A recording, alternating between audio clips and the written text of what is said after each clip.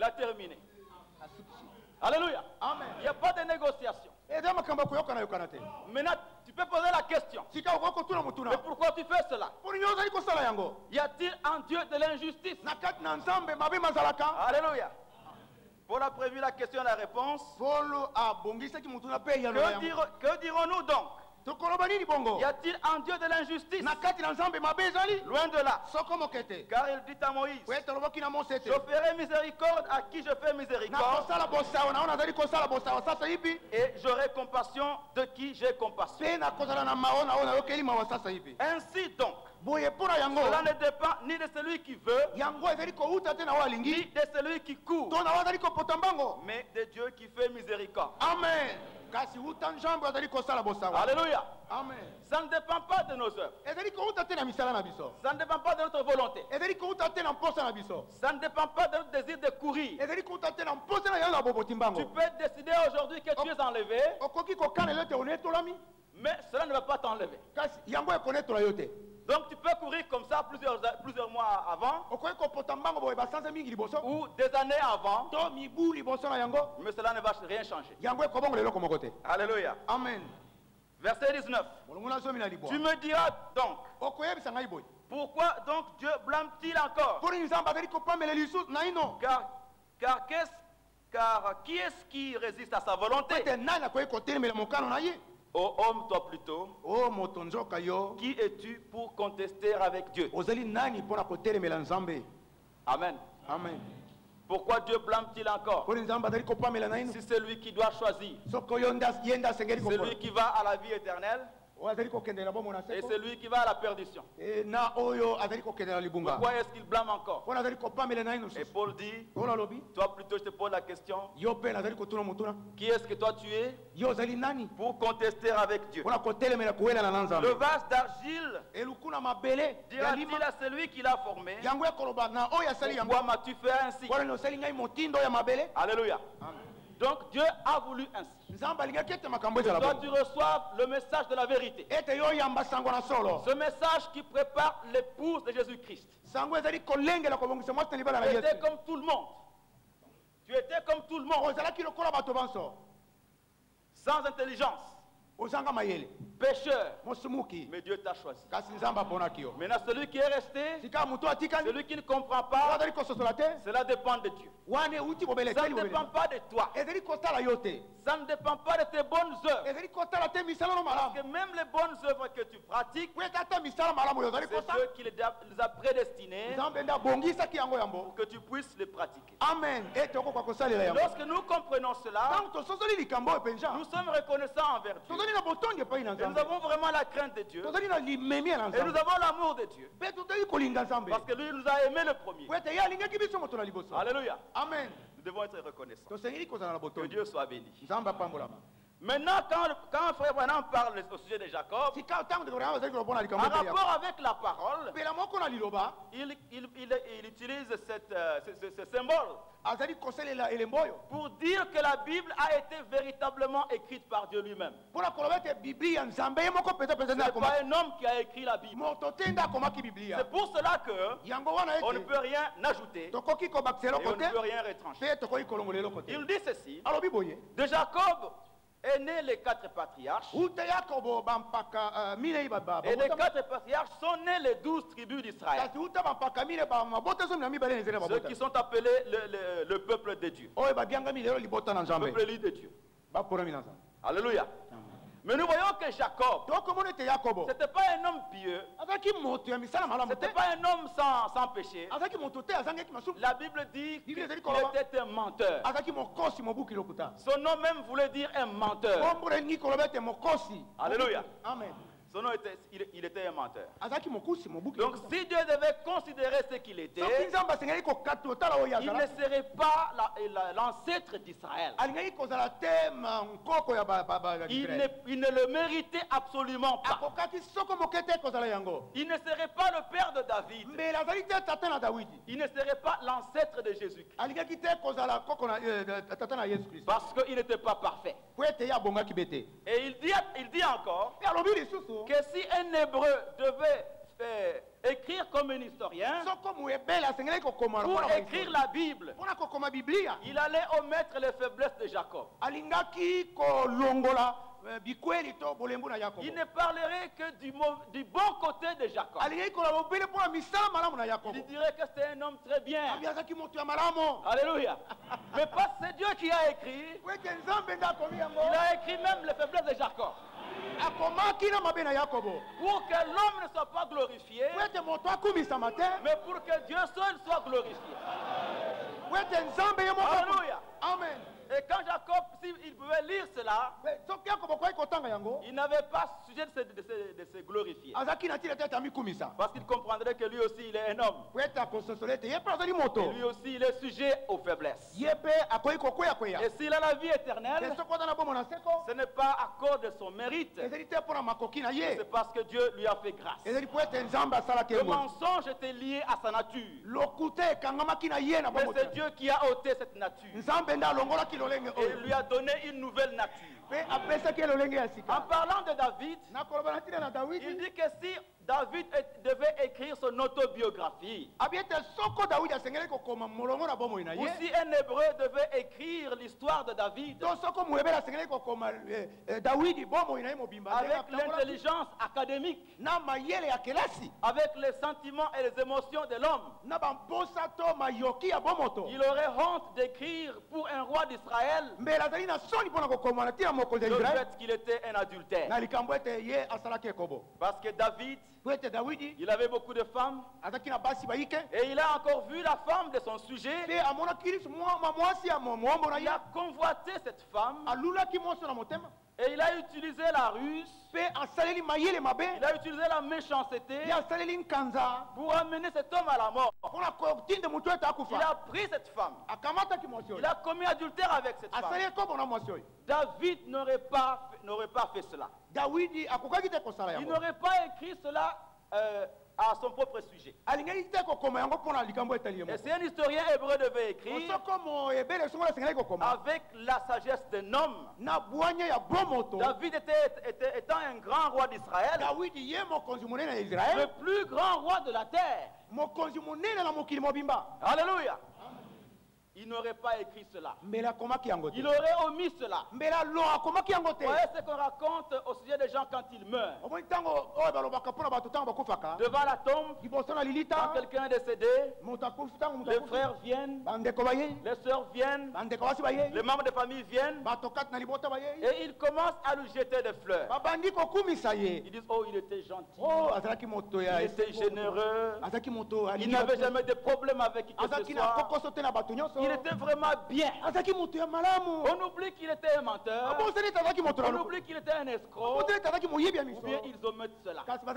Parce qu'il parle avec le sentiment d'homme. Mais pas c'est Dieu qui a écrit au sujet de David. Avec son secrétaire. Il a mis que David était un adultère. Alléluia. Et pourtant il dit encore, David est l'homme selon mon cœur.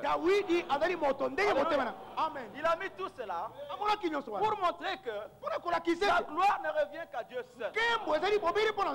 L'homme n'est absolument rien. Si l'homme peut recevoir la vie éternelle, c'est vraiment un sujet de gloire à Dieu. Un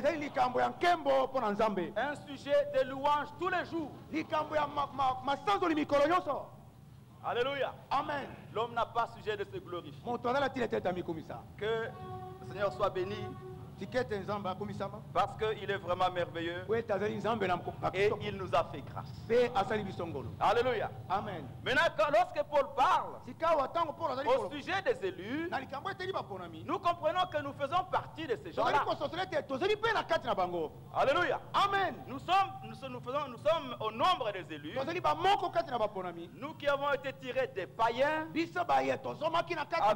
avec nos mauvaises coutumes, avec nos mauvaises mentalités, mais Dieu nous a choisis. Et ces élus de Dieu, il y en a qui sont sortis d'Israël. Et il y en a qui sortent de chez les païens.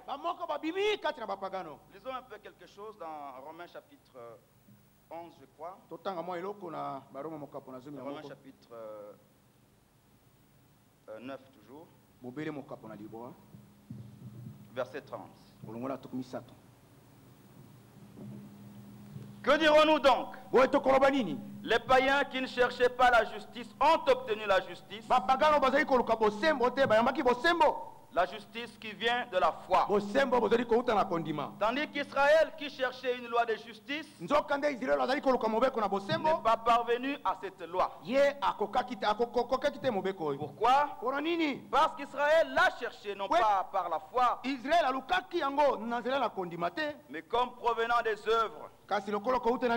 Ils se sont heurtés contre la pierre d'achoppement. Nous comprenons que nous qui sommes les païens, ce qu'Israël cherchait, il ne l'a pas obtenu, mais nous l'avons obtenu par la foi. Et cela par la grâce de Dieu. Dans Romains chapitre 11, cela concerne encore Israël, au verset 25. Il dit, je ne veux pas, frère, que vous ignoriez ce mystère, afin que vous ne vous regardiez point comme ça. C'est qu'une partie d'Israël est tombée dans l'endurcissement, jusqu'à ce que la totalité des païens soit entrée. Ainsi tout Israël sera sauvé, selon qu'il est écrit. Le libérateur viendra de Sion, et il détournera de Jacob les impiétés. Alors nous voyons qu'il y a un peuple qui sort d'Israël, et il y a un peuple qui sort des païens, et il constitue la totalité des élus de Dieu. Dieu les a choisis, pas sur la base de leur mérite, mais selon la volonté de Dieu lui-même. Maintenant ces élus-là, ils ont la foi. Et la foi, nous l'obtenons encore par la grâce de Dieu. Le prophète dit que la foi, on la reçoit par révélation. Mais la révélation, on la reçoit par la grâce. Alléluia. Amen. Maintenant, comment est-ce qu'on reçoit la foi? On ne peut pas la recevoir par procuration. On ne peut pas aller l'acheter. Même si la Bible dit, nous sommes sauvés par la grâce, par le moyen de la foi. La Bible dit encore, la foi vient de ce que l'on entend, mais on entend beaucoup de choses. Mais ce qui donne la foi, c'est ce qui vient de la parole de Christ. Alléluia. Amen. Parce qu'on peut écouter beaucoup de choses. À la radio, à la télévision, on peut écouter beaucoup de choses. Mais tout ne donne pas la foi. Ce qui donne la foi, c'est ce que nous entendons de la parole de Christ. Il faut que ça vienne de la parole de Dieu. Alléluia. Amen. Si les tonnerres ne sont pas écrits, et qu'on ne peut pas prêcher sur ce qu'ils ont dit, maintenant ce qu'on peut dire au sujet des tonnerres, ça ne peut pas nous donner la foi. Alléluia. Amen. Ça ne donne pas la foi. Ça peut donner une croyance. Parce qu'il y a beaucoup de croyances. Il y en a qui pensent que Marie peut intercéder. Ça ne donne pas la foi. Quel que soit le nombre de fois que l'on peut le répéter, quelle que soit la confiance que l'on met en cela, ça ne donne pas la foi. C'est une croyance. Comme beaucoup de croyances. On peut croire que Marie est montée au ciel avec son corps. Et chaque année on peut célébrer cela. On peut faire un grand culte autour de cela. On peut fabriquer une certaine piété autour de cela. Mais cela ne vient pas de la parole de la Bible. C'est une croyance. Ça ne donne pas la foi. Alléluia. Amen. On peut croire qu'on peut se faire pardonner contourner le péché en déchirant son propre corps. C'est une croyance. Mais ce n'est pas ça qui donne la foi. Parce que la Bible ne dit pas cela. On peut écraser des bouteilles. On peut dormir sur le tesson des bouteilles pour faire souffrir son corps en pensant pouvoir plaire à Dieu. Ce n'est pas ça qui... Ça ne donne pas la foi. Ça ne vient pas de la parole de Dieu. Mais ce que Dieu a dit, c'est ce qui donne la foi. Et c'est ça qui sauve. Nous sommes sauvés par la grâce, par le moyen de la foi. C'est pour cela que la Bible a besoin de gens qui croient ce que seulement elle dit. Amen. Dieu a besoin de personnes qui sont fidèles à ce que la Bible dit. Dieu a besoin de personnes qui peuvent répéter ce que Dieu a dit. Alléluia. Amen. Maintenant, on peut fabriquer d'autres choses. On peut écrire beaucoup de littérature. Mais si cela ne s'accorde pas avec les Écritures, ça ne donne pas la foi. C'est pour ça qu'il y a une seule foi. Parce qu'elle vient de ce que Dieu a dit. Ainsi, il n'y a pas la foi catholique, et la foi protestante, et la foi bahaï. Il n'y a pas tout cela. Il y a une seule foi. Disons cela dans Éphésiens chapitre 4. Amen.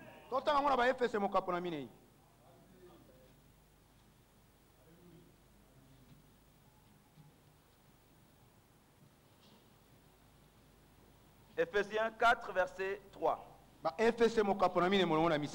Il y a un seul Seigneur, une seule foi, un seul baptême. Alléluia. Amen. Il y a une seule foi. Quand on entend les gens dire, frère, toi tu as ta foi, et moi j'ai la mienne, c'est un abus de langage.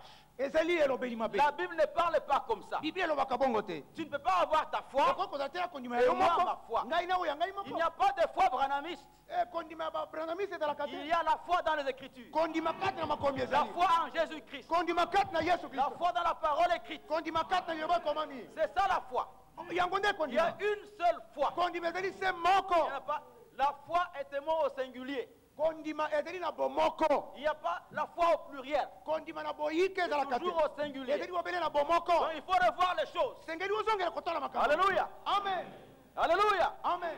Que Dieu soit béni. La foi vient de ce qu'on entend de la parole de Christ. C'est ça que Dieu a besoin pour préparer son église. Parce que nous sommes au temps de la préparation de l'église. Dieu a envoyé un message. Et ce message consiste à ramener les croyants à la foi apostolique. Parce que parlant de la foi, Jude aussi dit que la foi a été transmise une fois pour toutes. Alléluia. Amen. Elle a été transmise une fois pour toutes. On ne peut pas modifier. Il n'y a pas d'amendement à faire. Frère Branham n'est pas venu pour faire des amendements. Il est venu pour enlever la poussière et les herbes sur l'ancien fondement. Amen. Alléluia. Amen. C'est comme quand Israël appartenait à Juda, retournait de Babylone. Il retournait de Babylone. Le temple était détruit. La ville avait été détruite. Mais quand ils ont reçu l'autorisation de rebâtir le temple, alléluia, amen, de rebâtir le temple, même le roi qui a autorisé cela, il a dit que le temple doit être rebâti sur son ancien fondement. Amen. Ainsi, les nouveaux architectes qui étaient nés à Babylone, qui devaient reconstruire le temple, parce que là, on a passé 70 ans là-bas. Il est possible que les architectes qui étaient partis là-bas, ils ont vieilli là-bas, et ils sont morts là-bas. Maintenant, il y avait de nouveaux architectes, des jeunes de 20 ans et de 25 ans, qui devaient reconstruire le temple. Alléluia. Les anciens qui étaient au milieu d'eux, ils ne pouvaient pas permettre qu'on puisse choisir un nouveau site. Alléluia. Amen. Je vais leur dire, écoutez mes enfants, l'ancien temple, il était construit ici. Le nouveau topographe, n'allez pas chercher un nouveau site. Même si l'on peut dire, non, là il y a beaucoup d'herbes.